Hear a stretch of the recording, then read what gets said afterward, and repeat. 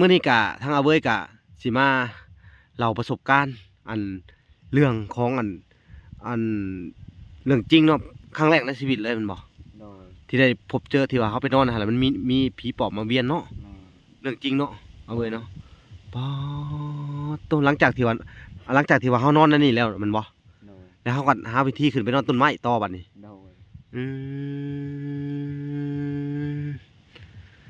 วิธีขึ้นไปนอนต้นไม้ก็คือ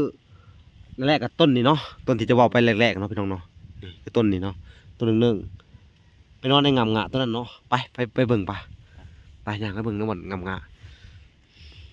ที่หวานนะงามงะต้นนั้นเนาะอย่างไปเบิ่งดูอย่างไปตกลงมาที่ไม่มีแล้วโอ้ยถ้าตกมาหัวพาดพื้นนี่จะกระต่ายแบบอย่างเขียดเลยแหละนี่พี่น้องเอ้ยมันเป็นพลาดหินตัวนี้แม่นบอกตัวนี้บ่นอนจะนอนเชิงนี่นะนี่พี่น้องเอ้ยคือไปนอนเทิงงาไม้นะผู้หรือว่าเชิงนี้หรือเชิงนี่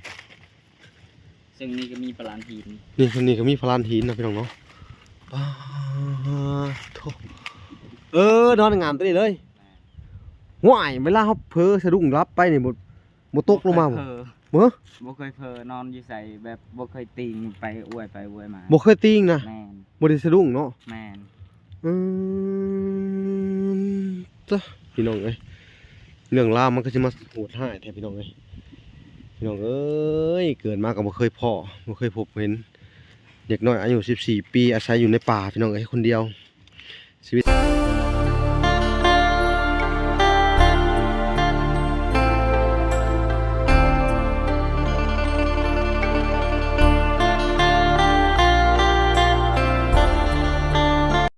เนาะทุกคนเนาะโบราณกะต่อจากคลิปที่แล้วเนาะพี่น้องเนาะก็ยังอยู่กับบ่าวเอาเว้ยคือเก่าเนาะพี่น้องยังบ่ทันไปไสเนาะก็ยังอยู่ในบ้านในซองบ่นะยังอยู่ในบอนเพิ่นเคยอยู่อาศัยคือเก่าเนาะพี่น้องหลังจากที่เฮาสัมภาษณ์ไปคลิปที่แล้วเนาะโบราณก็จะต่อคลิปเลยเนาะพี่น้องเนาะต่อให้ทุกคนได้เบิ่งแล้วก็สิให้เพิ่นพาไปอีกบอนนึงเนาะบอนที่ว่ามีหยังนะมีผีปอบพวกมื้อน่ะมาเวียนเฮามาเวียนเป็นโตเนาะเอาทุกคนสบายดีพ่อแม่พี่น้องเนาะแล้วก็ทักทายสบายดี FC ทางฝั่งไทยและ FC ทางฝั่งลาวและ FC ทางต่างประเทศนำเด้อที่รับชมบ่ล่ะอยู่เนาะแล้วก็สบายดีพ่อแม่ทั้งเมืองนอกเมืองนาพี่น้องเนาะเนื่องจากบ่ล่ะบ่สะดวกสบายกันปานใดก็บ่มีผู้จับกล้องให้บ่มีค่ากล้องแล้วก็บ่มีไมค์เนาะพี่น้องก็ต้องขอโทษขออภัยนำแล้วก็เพราะว่าเฮาสิได้เอามือจับแล้วก็บ่ทันแบบว่านั่งสัมภาษณ์น้องกับสัมภาษณ์น้องผู้เดียวกับบ่เป็นหยังเนาะพี่น้องเฮาปกติเวลาก็อยากนั่งคุยกับน้องนั่นแหละเอากล้องจับใช่เนาะแต่ว่ามื้อนี้มันบ่มีไม้แน่เฮาก็สินั่งจู้เอาเนาะถ้าบ่มีไม้เฮาก็สิคุยกันยากแหละเนาะเสียงมันก็บ่ค่อยชัดเวลาก็เลยปกติก็สิใช้มือบ่สิเนาะเพราะว่าใช้ไม้มันก็จะดีกว่าพี่น้องเอ้ยอันนี้เฮาบ่มีไม้ก็ราคาแพง3-4-5,000 บาทพี่น้องเอ้ยไม้ใช้โทรศัพท์มันก็บ่เป็นหยังพี่น้องเอ้ยเอ้าจังได๋ก็อย่าสู่ต่อไปเด้อเอาเว้ยเนาะมื้อนี้กะทางเอาเว้ยกะสิมาเล่าประสบการณ์เรื่องของเรื่องจริงเนาะครั้งแรกในชีวิตเลยมันบอกที่ได้พบเจอที่ว่าเขาไปนอนนะแล้วมันมีผีปอบมาเวียนเนาะเรื่องจริงเนาะเอาเว้ยเนาะปอ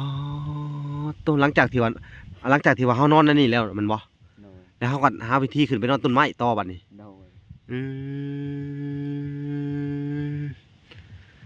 วิธีขึ้นไปนอนต้นไม้ก็คือแรกกับต้นนี่เนาะต้นที่จะบอกไปแรกๆเนาะพี่น้องเนาะนี่คือต้นนี่เนาะต้นหนึ่งไปนอนในงามงะต้นนั้นเนาะไปเบิ่งไปอย่างไปเบิ่งน้ำมันงามงะที่หวานนะในเฮา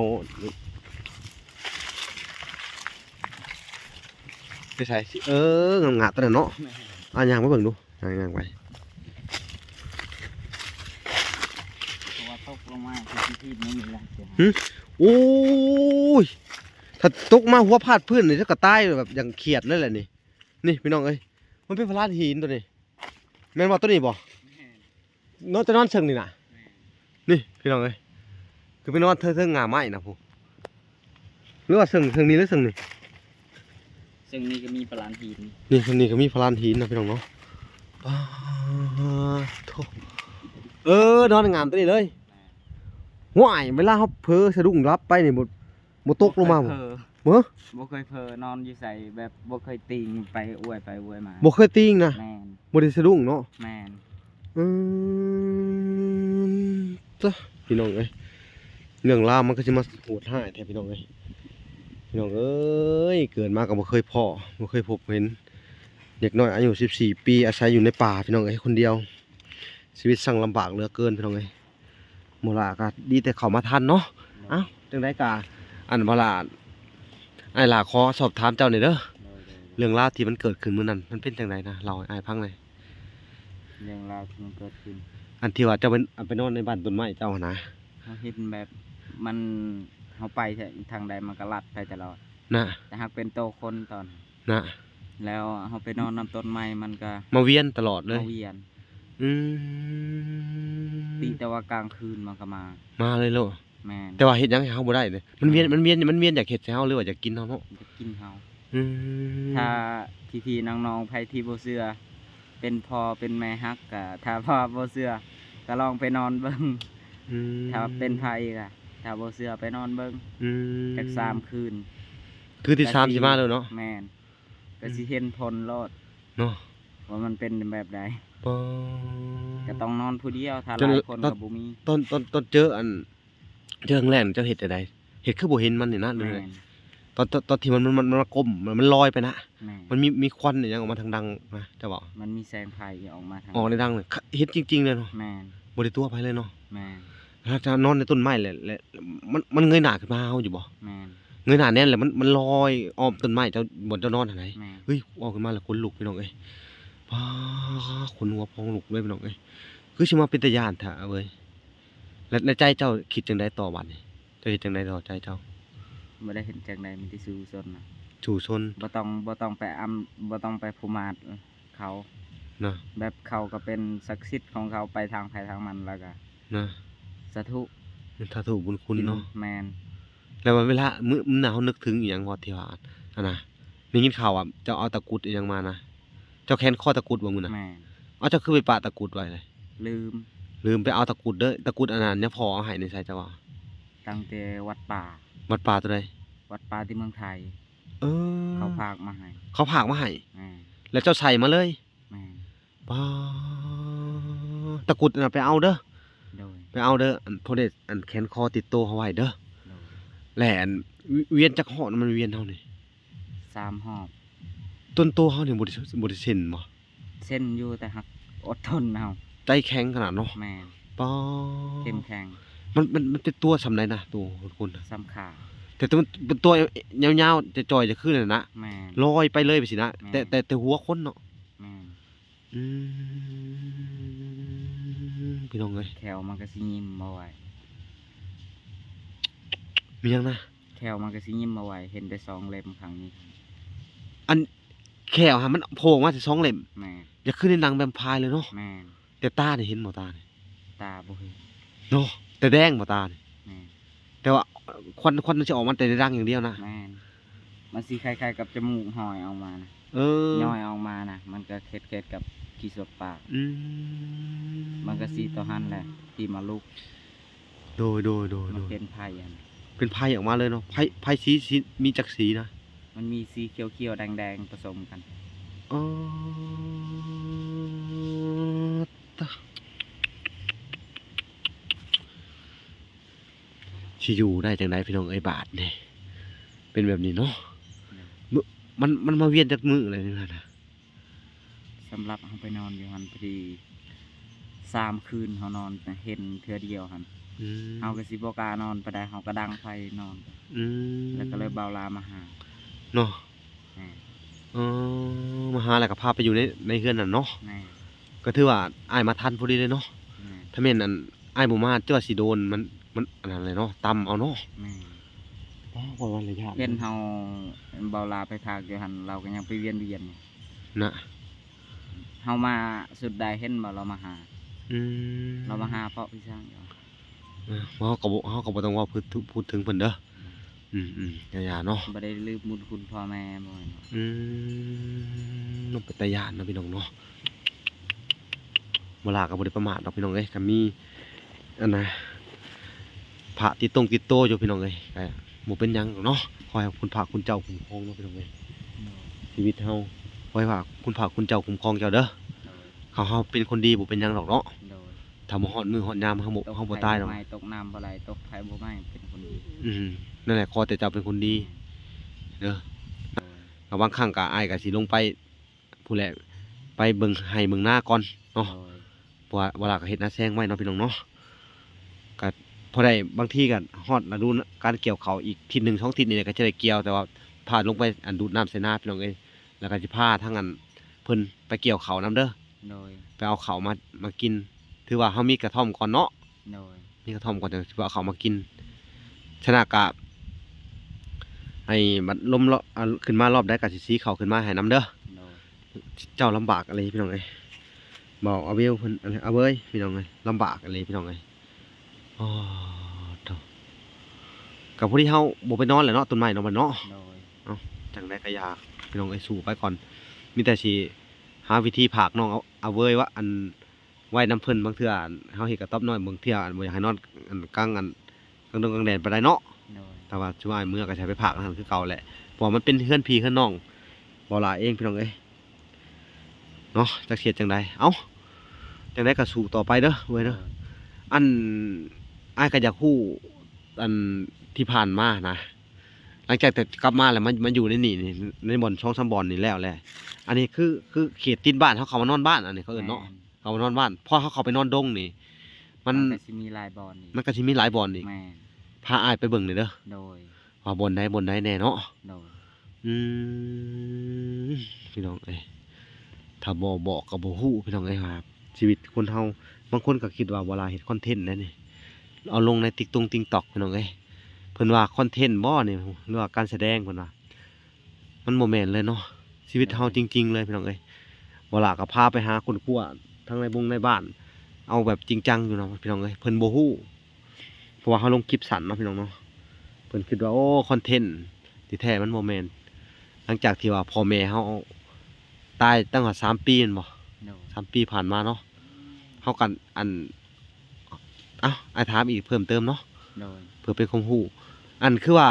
หลังจากที่พ่อเจ้าตายปึ๊บนี่อันดับแรกที่ว่าเขาไป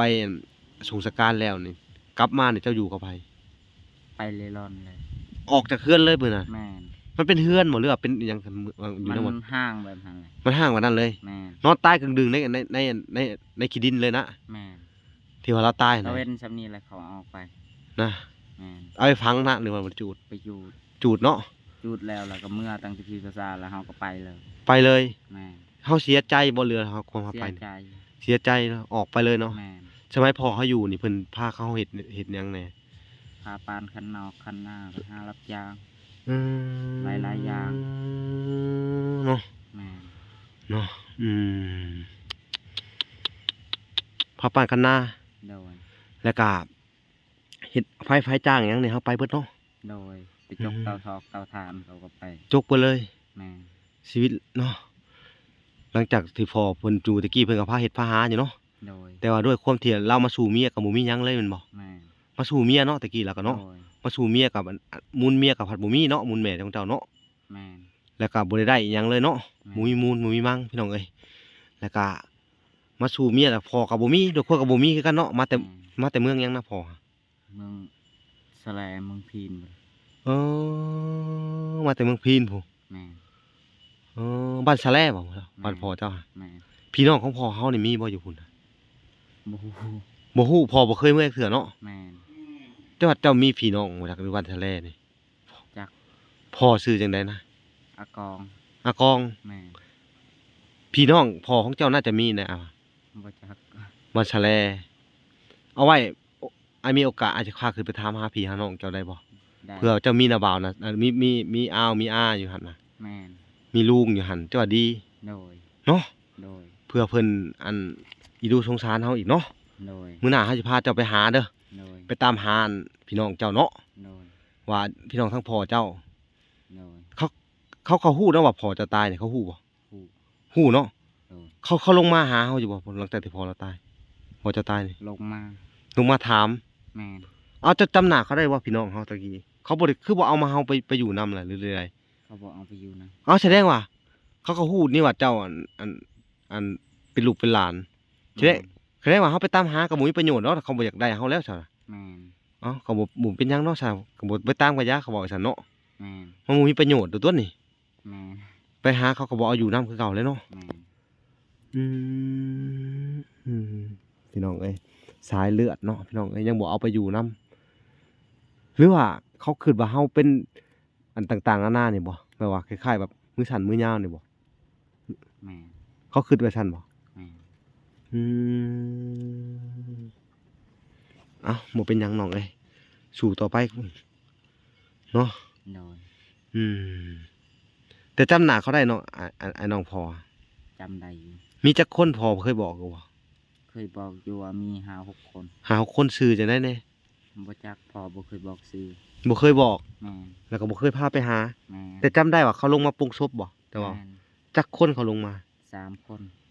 ลงมาได แม่น แล้วเขาบ่ได้ถามเจ้าสุขดิบว่าเอ้าหลังจากตายไปแล้วเจ้าอยู่จังไดจังได๋พอตายแล้วสิอยู่จังไดเขาบ่เคยถาม บอก บ่เคยคิดเลยว่าสิเอาไปอยู่นำ บอก เว้าเรื่องจริงบ่นี่ แม่น คือสิมาใจดื้อใจจืดใจดำแทนวันนี้เนาะ บ่จัก โอ้ยพี่น้องเอ้ย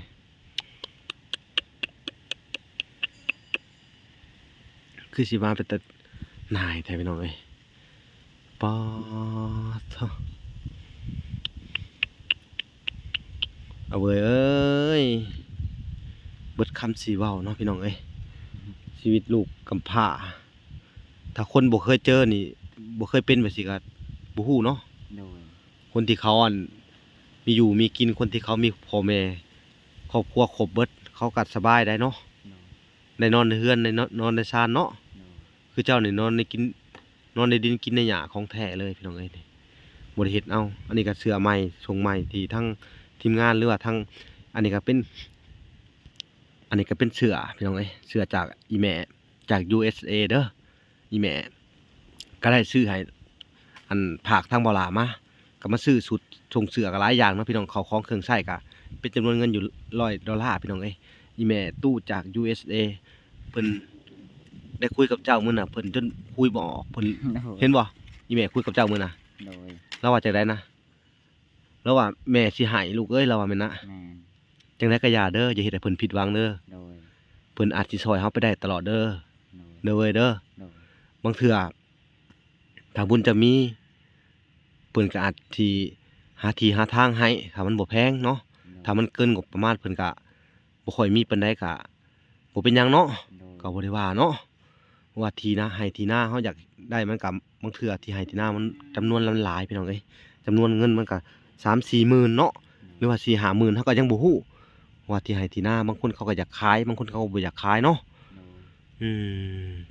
จักเฮ็ดจังใดพี่น้องเอ้ยถ้าว่าเขาเร่งแฮงอะไรเลือดร้อนเงินน่ะสิได้เนาะในราคาถูกๆเนาะพี่น้องเนาะก็คอยถามไปเรื่อยๆพี่น้องเอ้ยถ้าเกิดว่ามีงบประมาณ